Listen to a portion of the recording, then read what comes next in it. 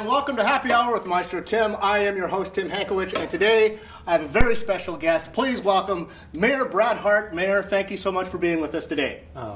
Thrilled to be here, Tim. Thanks for having me. You are one of the few people who've actually in studio have heard the theme song, the whole wind-up and everything, so you're one of the first. So before we get into what I want to talk about today, which is essentially leadership, our special cocktail of choice today is an Irish coffee. So cheers to you. Cheers, Tim. Excellent. And by the way, later on we're going to be doing whipped cream shots too, so because that's what all this is about. So I wanted to thank you for coming here, and it was really important for you to be here around this time of year because we're coming up to the year's anniversary of when the pandemic hit. And off the air we were talking about how it seems like yesterday and a decade ago when all this started. So get back into the mindset then, about this time last year. And did you see this coming? I mean, or when you had to make the call to shut things down, I mean, was it really quick or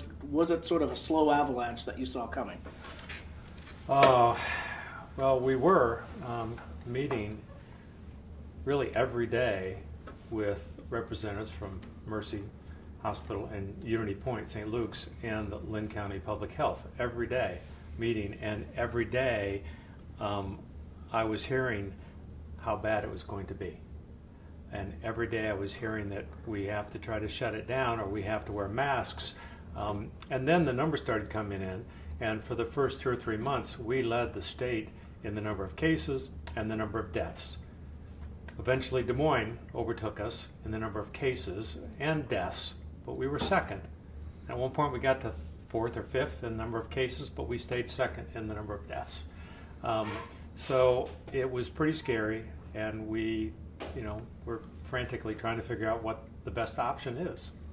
And I don't think anyone really knows what the best option is. Lots of things have been tried, but it hasn't been perfect anywhere. So, leaders are always charged with making difficult decisions, sometimes with not enough information, sometimes with too much information, and sometimes the right thing is the hard thing to do. And did you ever feel pressure? Because when this first happened, it was New York that was just a disaster area. And I've always said that Iowa had some built-in social distancing because there's only 3 million of us in the state. And so as all hell was breaking loose on the eastern seaboard, what was there pressure to make the difficult decisions that you did when maybe it wasn't as visible to see? Well, I really don't think there was pressure. There was just real concern. What is the right answer? And different states, different cities were all trying different things. And we were told early on that as mayors we had little or no authority to take some of the measures that were being taken in other parts of the country. And that was a concern. I might have tried to lock us down or do a shelter in place or a stay-at-home order earlier in the process if we had the authority to do that, just based on what I was hearing from our local medical community. And it's a medical pandemic, so that's who I believe I need to listen to. And so that part was difficult. And then eventually we saw a little bit of a lull, not a lull, the numbers went down a bit. And then, but back in the middle of July and on, they just started spiking again.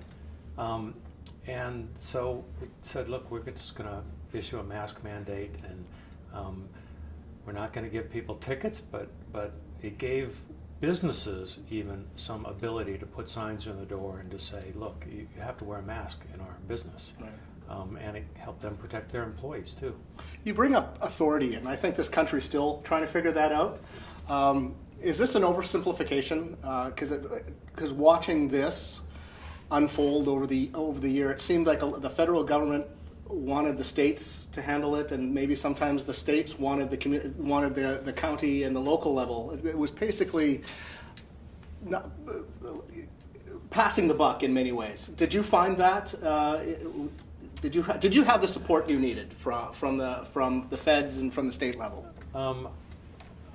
from the federal level, I don't know that what support we needed.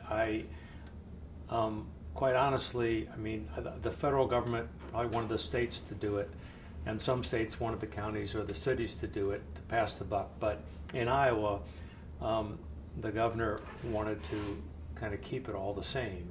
And while I understand that what we needed in Cedar Rapids may not be what was needed in Pocahontas, Iowa. Right. Sure. So I understand she has to govern the entire state. Right. But I was hoping that she would give us local authority to make our own decisions. And we just couldn't quite get that. And eventually, I might have been the fifth. We might have been the fifth city to where mayor issued the mask mandate, Yep. knowing that the governor thought we didn't really have authority to do that, but I didn't want to fight her on that. Right. But it was just what I thought was important, and others in the city government thought was important. With the benefit of hindsight, especially in the early days, what do you wish you could have done differently, and what do you give yourself a pat on the back for getting right? Well, I'm, a lot of people are still angry about the mask mandate. Sure. I still think it was the right thing to do. One of the things when you're serving in public office that I've learned is you have to take some comfort in decisions that aren't popular, and as long as I know that we did the homework, we did all the research we could do to make the right decision, then I just have to be comfortable with that, despite the fact that I'm getting emails from people who say I'm a crook and I'm going to take their guns next. So that's one of the things I've learned. In hindsight, we would have issued the mask mandate even sooner. If we had tried to do a shelter in place or a stay at home, based on everything we were getting from the governor's office and the attorney general's office, is that we didn't have authority to do that. So frankly, a lot of people wouldn't have done it. So I don't think it would have been effective anyway. So that was part of the analysis. Okay, we could do this, and some people will do it, but a lot of people won't. And then are you putting, businesses and people at an unfair advantage? So we didn't try to take that step. In hindsight, I don't know. Right. I mean, we still had those same obstacles. So I think we made the right decision based on what was available at the time. Well, that's the difficult. Whenever a leader has to come up with difficult decisions, could you say a few words about doubt? I remember when I first got here, and we went through the name change after the Great Flood, and we had to do so many structural changes to the orchestra that 10 years now going on, totally the right thing to do. Yeah. But at the moment, talk about how you dealt with doubt, because I know it's there in the decision-making process. And being the mayor is this great privilege that I get to help make decisions that impact 135,000 people. But that also can create the doubt. Right. Are we making the right decision? And I'm not, in our form of government, I'm not making those decisions on my own. So I have, some of the doubt goes away, and that have a really, Jeff Pomerantz, the city team, are really talented and really care so much about this community, and the rest of my council members. So the big decisions, we're having these conversations, and I'm getting feedback and information, and again, doing all the research that we need to do. But there's no question that at night or during the night or early in the morning, I wake up and think, was that the right thing to do, or how could I have done that differently and had more buy-in? So right. That happens all the time. But I just was reading, as I mentioned earlier, I'm kind of reading this book on gratitude in the morning. It's just kind of a daily thing. But I also was looking back at a quote book from Winston Churchill, and this one really hit me. I just read this maybe Sunday. So long as I'm acting out of duty and with conviction, I can withstand the critics and the taunts. In fact, they probably do me more good than harm. And so I'm trying to think about that. So that doubt, yeah, I mean, I don't want to make the same mistake twice. So Right.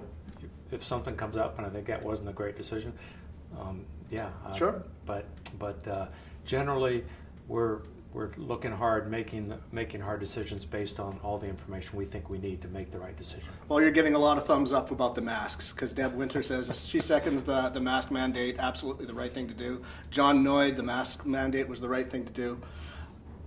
When did it start becoming politicized? Because it seems to me early on in the pandemic, in March, everyone was super serious about it.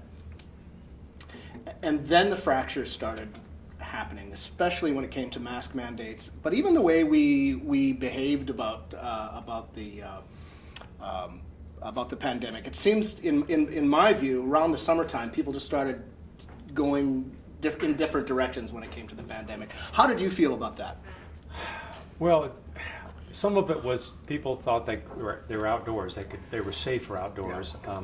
And then they often either didn't take a mask with them, and they ended up indoors someplace. There are lots of reasons why I think this number of cases started to tick back up in the middle of July. But there was always a group of people, a lot of people, who just didn't really think this was happening, or didn't think it was worse than the flu. And people don't wear masks for the flu. Right. And we were getting mixed messages out of Washington, Sure. the federal government. And frankly, again, mixed messages.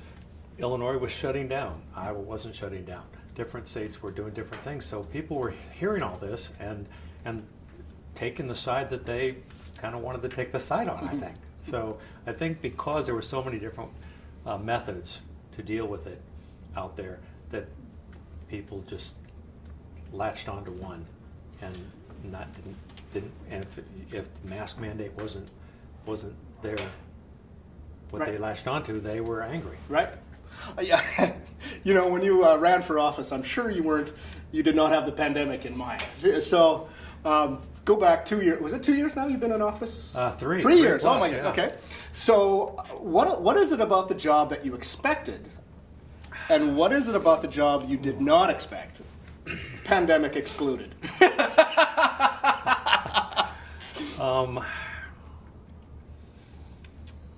I expected that I couldn't please everybody all the time, but as a middle child, that's kind of how I grew up trying to be. Got it, yeah.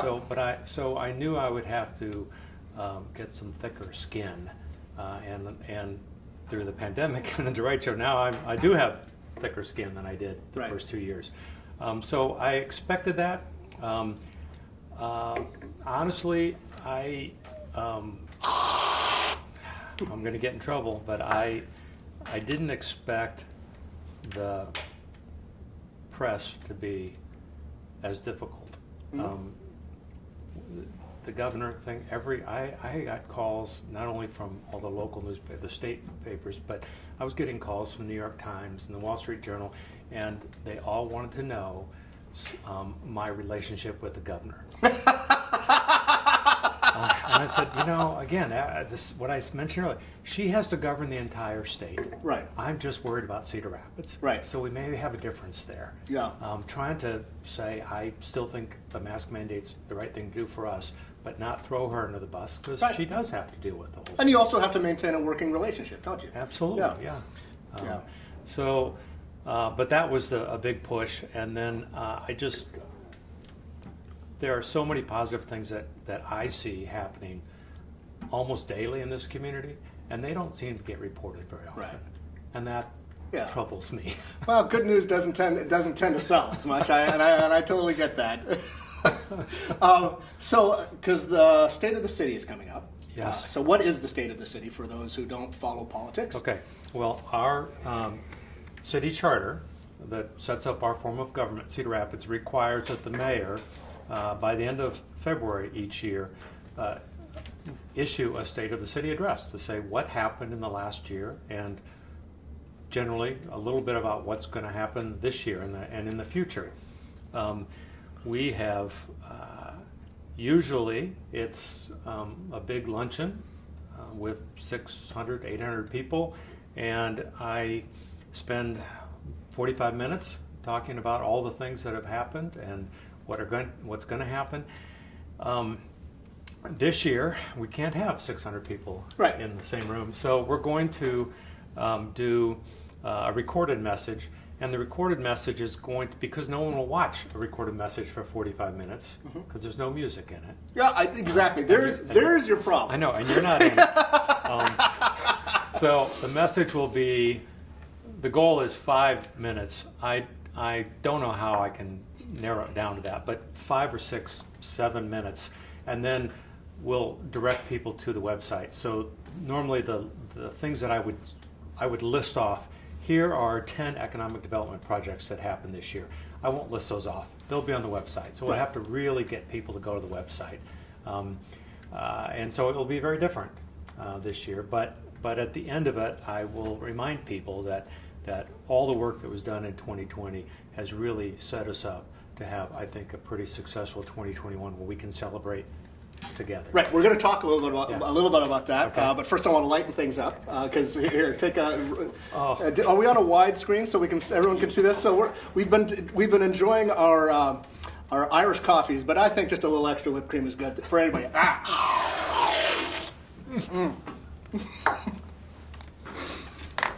See, aren't you glad? You've done that before. I know, but aren't you glad you tuned in? That might be my first time. This is art. Well, we'll have to practice more. We still have lots of this interview to go through. Danny Redmond actually has a really good thing. He's on our board, and there's something culturally that I've noticed. Certainly when I first came in here, Iowans in general, but Cedar Rapidians in particular tend to have difficulty tooting their own horn. Yeah. Have you found that? How have you managed to brag about what we do here? Because we're about to get into some of your initiatives in which we are ahead of the curve nationally, and we'll get there. But have you noticed that Cedar Rapidians don't tend to cheer as much as they need to? Yeah, no. Almost every out-of-town group that I get a chance to welcome, they're here for a convention or something. I welcome them. Welcome to Cedar Rapids, Iowa's second largest and best city. And I'll get in trouble for this, but I was thinking about changing the city slogan from the City of Five Seasons to Des Moines Sucks. I'll vote for that. Yeah. No, this city is remarkable. Yeah, this city is remarkable. And I also always tout our list of rankings and awards. It's really unbelievable, and we get additional ones every single year, and it's from the 5th best city in America for young people to get rich, the 4th best city in America to work in high tech, the number 1 place in America to raise a child, the 9th best city to live in after a pandemic. It's just this whole range of things. Ed, is this camera on? Yeah, Cedar Rapids, what more do you want? Really? So what are some of the initiatives that we can look forward to in your state of the city? Well, most of the time we're talking about really what happened, because so much did happen. I mean, we all learned new vocabulary in 2020 with the pandemic and the derecho. But there were so many positive things that happened, and I will thank all the people who stepped up. I mean, not just the healthcare workers and the first responders. That was remarkable because they were putting their lives at risk. But just all these people in the community, all these people who just volunteered, all these people who fed other people. Right. It was really it was inspiring. And if you can get past the disaster, the carnage, then and you can focus on that. I think as we get further away from it, now that people have electricity and internet, they can start to calm down and maybe start to focus on all the positive things that happen. So we've got Richard Williams, best city to ride out a derecho. Jen Hartman says she agrees Iowans don't toot our own home as much, but great public schools, low cost of living, easy commutes. Oh, good. John Noyd is saying his grandson Nolan is now squirting whipped cream into his mouth. So I'm just, it's important to set an example.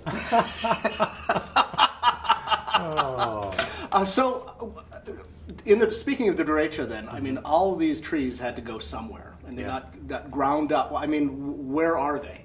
I mean, how did you manage that? Well, it really is a city team working on that. There are lots of different locations, and you drive around town and you say, "Oh my God, that's a mountain of tree debris."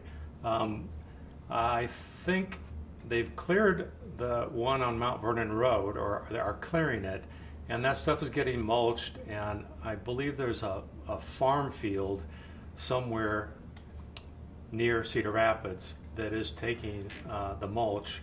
Wow. And it might even be a quarry where they potentially could burn some of it. Right. But I'm really hoping that we can become the mulch capital of the world this spring. and just offer it free. Right.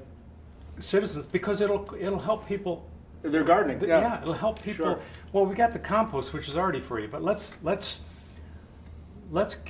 make that easier, so you don't have to go and load up your pickup. Let's have a loader there that can dump it in your pickup for you, and then let's do it with the mulch, because all these beds, this landscaping, so many people have to redo that. The estimate was 6,000 homes or businesses were damaged or destroyed. Yeah. I have all kinds. Once they can level my yard out again, I have all kinds of landscaping I have to redo. And well, so let's also be very clear. I think you really haven't said much publicly, but I mean, your home was severely damaged in the derecho. It was. Is that an understatement? It still is. It still is. But the thing is, I was at work at Bradley and Riley next to Bruce Moore on First Avenue, and the storm came, and we moved into the hallway because our windows were rattling, and my wife, Jade, called and said, "You have to come home. A tree came through the house. It's raining in the house." And I spent 45 minutes, never more than a mile from Bradley and Riley, in alleyways. Every alley in southeast Iowa, southeast Cedar Rapids. Ended up parking my car at Wash High School and walking home. Right. I found out later that as she was running out of the part of the house where the most damage was, that one of the branches bruised her arm, and thinking, I saw the branch, if it hit her here or here, she might have been gone. So I just I'm lucky, so lucky, and that other stuff we can get fixed, and we're getting it fixed, and we'll be fine. But I did have a much more of an appreciation of what so many other people in Cedar Rapids were going through, and are still going through, trying to finish getting their homes and their businesses repaired. So when you're talking about city planning, I'm assuming, do you have not just you, but your team, do you have a holistic approach? Because city planning can mean so many different things. Being in the arts, whether you're in theater or music or whatever, that's part of the equation of making our community a great place to live. Absolutely. But so is business development, and so is construction, and so is this, and so is that. So, what's coming up in the year, and tell us a little bit about the driving philosophy behind some of the developments. Oh, well, it's everywhere from complete streets. We're doing the community climate action plan as we're gathering information now. And what does that mean? The city has an iGreen plan, which we've taken all these steps to reduce our carbon footprint. And we're already doing that. But we know the city by itself, the impact isn't that big. So we're doing this, we're setting up to do this community-wide. And they had their climate advisory committee met today, and working through issues, and we have businesses, because we have to get the business community as part of this to really make a difference. So Cedar Rapids was the first city in Iowa to have a sustainability officer, Eric Holtos, and he's great. I mean, if you talk to Eric about composting for 3 minutes, you will be composting, because he just loves it. He is. That's television. Yeah, he is good. So we do that. Our streets, we have a complete streets policy. So we look at all streets when we're redoing a street. How does that street, how can it work for vehicles and bicycles and pedestrians? How can we do that? Let's make sure this works for everybody. Don't just do it the same way it was before. And that's why you see all the four-way stops downtown. We want to slow traffic down. Right. So because there are a lot more people living downtown now and walking downtown, we want to make it safer, and we want to make it convenient and easy for them too. Even our economic incentives that we provide, I mean, they're out there. Nobody's walking in and saying, "Hey, I got this deal. What can I get for it?" No. If you do these things, you can look online and say, here's what you'd be eligible for. You'd get a tax abatement, or for 5 years if it's industrial, for 10 years if it's housing. And those are designed to put the development that we need in specific areas of town that need that. And it's been very effective. We had a pandemic. We still issued building permits in 2020 for $432 million. So in 3 years, the last 3 years, we have issued building permits in excess of $1 billion in Cedar Rapids, Iowa. Could you say that one more time?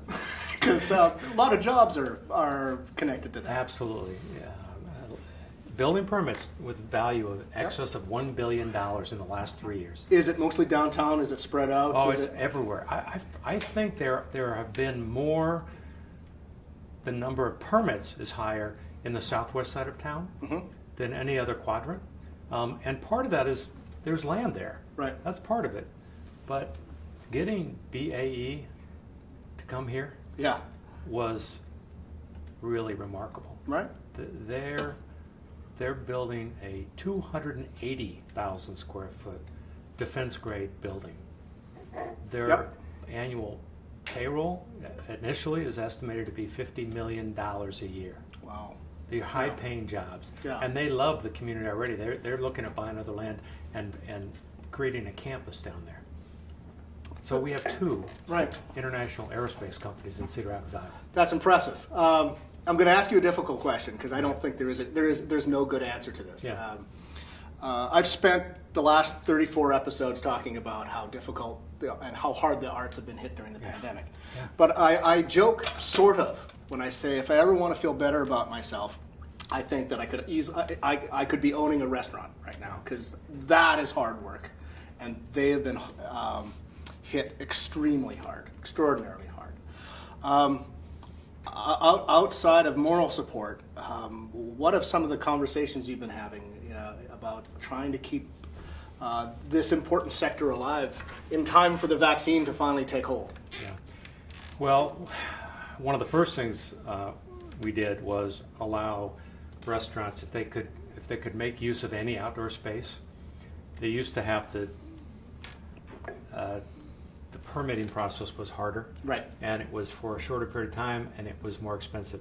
Now you can do it for the rest of the year. You could do it the whole summer and all fall, any space you had, and that made a big difference for some. Lions Bridge in particular, sure, yeah. But others made use of that, and that allowed them to serve more people safely. Luckily, the state now is using some of the federal money to help support bars and restaurants. I was thrilled that the state allowed for the cultural community to get. And you guys we sure did. We benefit from it. Yes, and it's a lifeline. Thank God, we need it. Yeah. Right. But the other thing is, when President Trump came here for the presidential disaster declaration, and we asked him to allow for personal assistance in this. That was a huge step forward, because I think last I heard there was some $43 million in grants and low interest loans, and these low interest loans were like 20 and 30 years for like 1%. That that businesses and homeowners and renters could borrow up to $40,000 to Wow. replace their contents Yeah. with this really low interest loan, and some of them were grants. So that was a really big thing for a lot of people. And didn't they? I thought it allowed nonprofits to borrow money Yes, too. yeah, part of the SBA. Yeah, Yeah. Yes, and some of it was forgivable, and Yes. we had certainly taken great advantage of that. Yeah. Again, these are initiatives that I'm not sure we'd be talking here today if they weren't granted.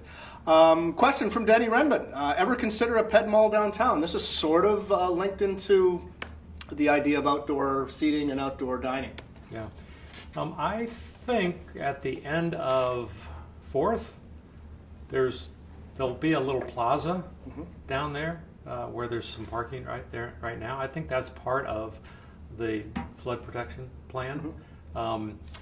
The flood protection plan is going to give us almost 100 acres of land around that to develop into additional amenities.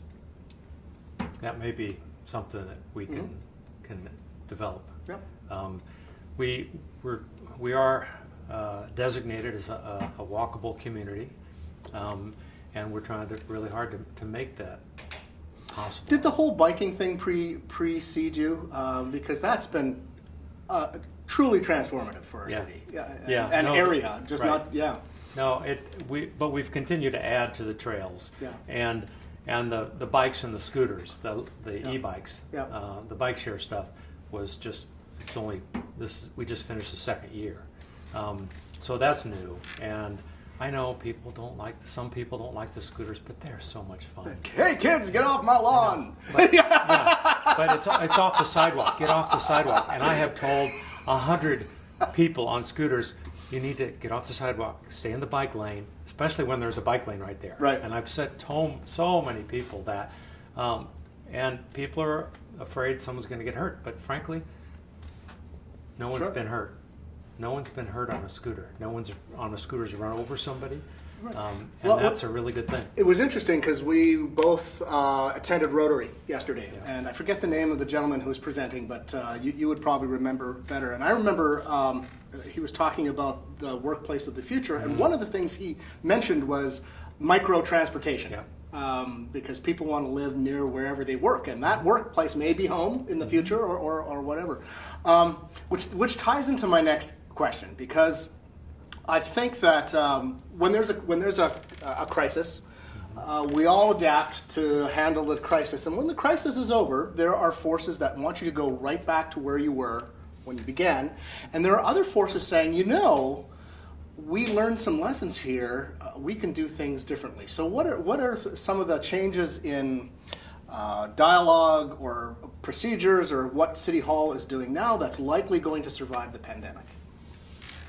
Oh, that's a good question. This community, after '08, of course, didn't just put it back like it was. Right. So we do have a history of looking at things and saying, okay, does that really make sense? Let me stop you. Jen Hartman says, that must be embarrassing to get busted for scootering on the sidewalk by the mayor. That's Yeah. yeah, sorry, I just had to tell you that. But anyway, sorry. Well, certainly a lot of the online services that we're providing, that if we could do that, we started doing that right away to protect the city workers and the community. So a lot of that will continue because it's just easier. Right. People get that work done without having to drive downtown, and that helps our environment and all those other things. So that will continue. I don't know if we will, when people can be back in at city council meetings, will we allow people to participate via Zoom too? That's possible. We haven't talked about that. The bus stuff, once we can get back, that was actually one of the hardest things when we had to shut down the buses. Yeah, because sure. that is so critical. That's the only transportation for so many people, and that was just heartbreaking to do it. But it was early on. Our bus drivers were just completely panicked. They were in like a petri dish. Just air is just circulating Sure, back. yeah. But we figured out how to put the plexiglass around them. People don't pay a fee. They ride for free. They have to come in the back door, and we severely limited the number of riders at one time, and we had masks. You had to wear a mask. Right. So those things just show me how well we adapt and how quickly we can adapt.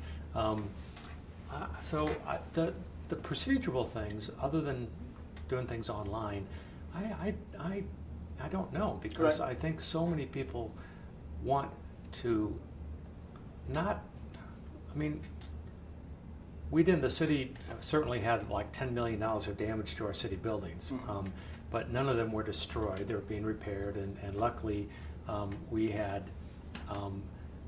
one big policy that covered them all, so we have one deductible instead of a big deductible on every one of them, which probably we won't get that coverage any time again. But so it's not as if we have to really, I think, redesign any of those buildings like after the flood.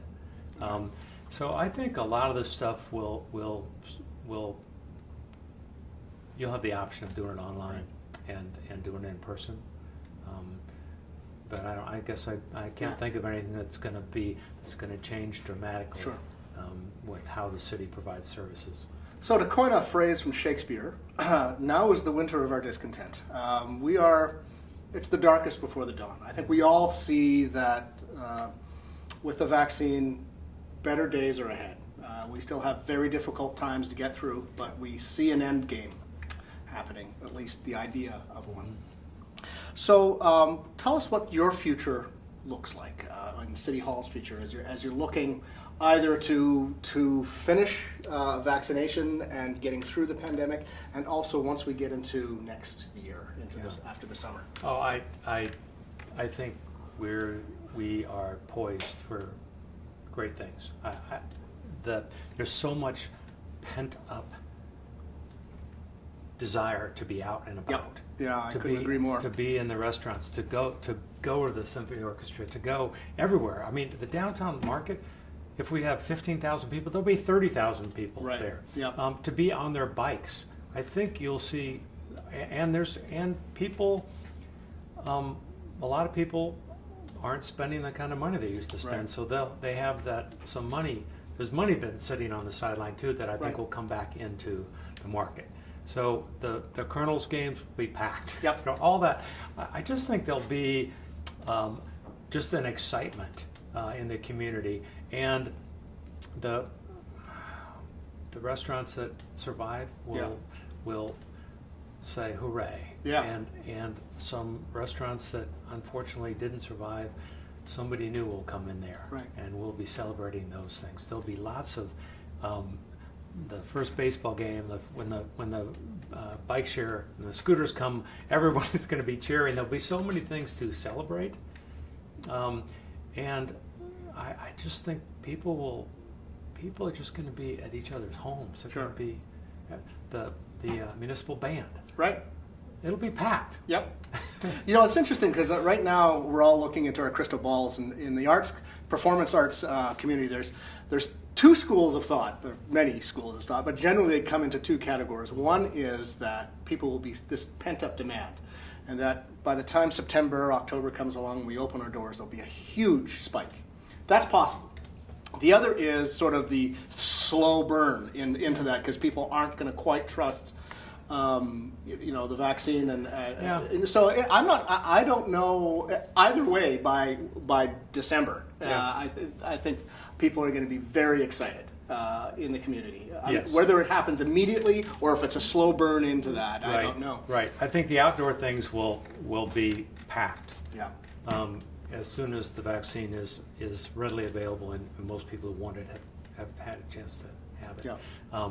You're right. The indoor stuff, there'll be, no question, there'll be some people who just don't trust it yet, or Yep. just not comfortable with it yet. Yep. And the longer it takes to vaccinate the country, I guess the more probability of there being some mutations to the virus, and so Sure. Yep. we're just going to have to Yeah. see. But I think if people get vaccinated and there isn't a new strain that's out there, I think there's enough pent up desire that some of those people who are still going to be leery about it are going to go. Yeah, yeah, I'm pretty bullish about it too. To our viewing audience, this is your last opportunity to ask the mayor any of your questions, because we've been talking about especially outdoor performances. So while I have you here and the cameras are on, so it's difficult to say no.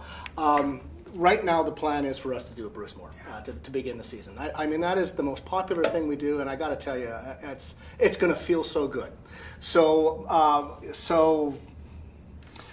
barring catastrophe or something difficult happening with the pandemic, we're planning on being there for Bruce Moore. So I'm hoping you'll come back and say to address our crowd to welcome everybody back. It would be great to have you there live. I'd love to do it. The Bruce Moore Orchestra. I've convinced so many people to go to that because it is heaven. I mean, the weather has been almost perfect. The music is perfect. Everybody's lighting up about Bruce Moore. Bruce Moore. The setting is so great, and you're sitting there with friends and people you know, and people are saying, "Hey, try this," or "Can I have a drink of that?" And you just look up at the sky, and it's a one of a kind event. It's honestly, it is my favorite concert of the year. It really stresses out Ed, who's working behind the camera right now, because all that logistics falls on his shoulders. And in essence, he should have the hairline that I do, but for some reason, he's been blessed with great genes. So, from your lips to God's ears, we're going to be doing lots of Bruce Moore. So, any final words about next year from what's going on at City Hall? Please get vaccinated. When you can get vaccinated, get vaccinated. Don't knock someone down to get ahead of them. But when you can get in line, I hope everybody will get in line. Are there plans for you to get your shot publicly taken, so to lead by example?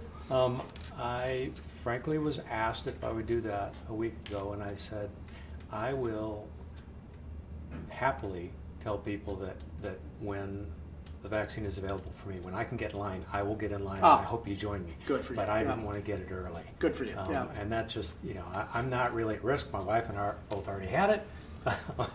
How was it, by the way? So I was incredibly fatigued for about a day and a half, and then I was fine. I didn't think I had it. And Jade she lost her sense of smell and taste, and tells me it still isn't really back. And her quarantine ended on October 3rd. Wow. And she still doesn't feel like she has her sense of smell and taste back. But, wow. So I'm eating her food. So. Well, and just tell her that the Irish coffee that we had smelled fantastic. So, Mayor Hart, thank you so much for joining me. Thank you for joining us. Join us next week. My guest is going to be Scott Freck. He is a personal friend of mine. He was the general manager of the North Carolina Symphony and is now the executive director of the Eugene Symphony. But he and I started our careers together, so he knows exactly where the bodies are buried, and he's an hysterically funny guy. So make sure you join us for that. And I've also been told to make sure you Venmo us, all you youngins out there who know what Venmo is, at Orchestra, Iowa. When we first started Venmoing, I couldn't get Vimeo and Venmo right. So anything you can do to help Orchestra, Iowa and the nonprofit sector at large, anything would be a great help. As we say goodbye, let's do another shot, shall we? So I'm going to count down. Ed, 5, 4, 3, 2, 1.